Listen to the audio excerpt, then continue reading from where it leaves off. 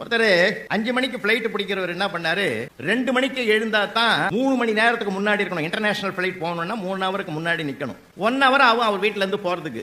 Driver கிட்ட சொன்னாரு, நீ 2 மணிக்கு வந்துருப்பா, நான் 3 மணிக்கெல்லாம் அங்க இருக்கணும் அப்படின்னு. 2 மணிக்கு வர்றேன்னு சொன்ன டிரைவர் 2:30 மணிக்கு வராரு. அரை மணி நேரம் லேட் ஆனதுனால கொதிச்சு பிபி ஏறி எல்லாம் போய் அந்த ஆளு தலைகீழ பேச ஆரம்பிச்சிட்டோம். போச்சு பயணமே போச்சு, பயணம். எப்படியோ ஒன்று நான் சீக்கிரம் கொண்டு போய் விட்டுறேன்னா போற வழியில பல்லாவரம் தாண்டதுக்குள்ளே ஒரு டயர் பஞ்சர் ஆகி போச்சு. நொந்து நூலாயிட்டான் அந்த ஆளு. இன்னைக்கு போச்சுடா, எல்லாமே குடிச்சவர் ஆகிட்டான், இப்படி பண்ணிட்டானே. அந்த நேரத்தில் ஒருத்தன் பைக்கில் வந்தவன், ஐயா உங்க அவசரம் புரியுது, ஏதோ ரொம்ப டென்ஷனா இருக்கீங்க, எங்க போகணும்? ஏர்போர்ட்டா? உட்காருங்க, நான் கொண்டு போய் விட்டான் சார். செக்கின்லாம் முடிஞ்சது, எல்லாம் டிக்கெட் உள்ள இது வாங்கி உள்ள போயிட்டாரு. ஃப்ளைட்டில் போய் உட்காந்த போது நினைச்சார், தெய்வம் முதல்ல சோதிச்சுது. அரை மணி நேரம் அந்த படுபாவை லேட்டா வந்தோம், சரிதான்னு போனோம்னா டயர் போயிட்டுது. அந்த நேரத்தில் கடவுள் மாதிரி ஒருத்தன் வந்து பைக்கில் கூட்டின்னு வந்தான் பாத்தியா, உண்மையிலேயே வந்தான்டா எனக்கு கடவுள்னு. ஃப்ளைட்டு பறக்க ஆரம்பிச்சுது, மேலே போச்சு.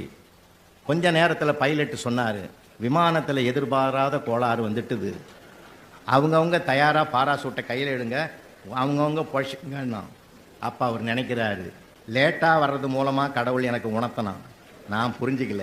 டயரை வெடிக்க வச்சு என்னை நிறுத்த பார்த்தான் கடவுள், நான் புரிஞ்சிக்கல. எங்கேருந்தோ ஒருத்தன் யமனாட்டம் வந்து என்னை பைக்கில் கூட்டான்.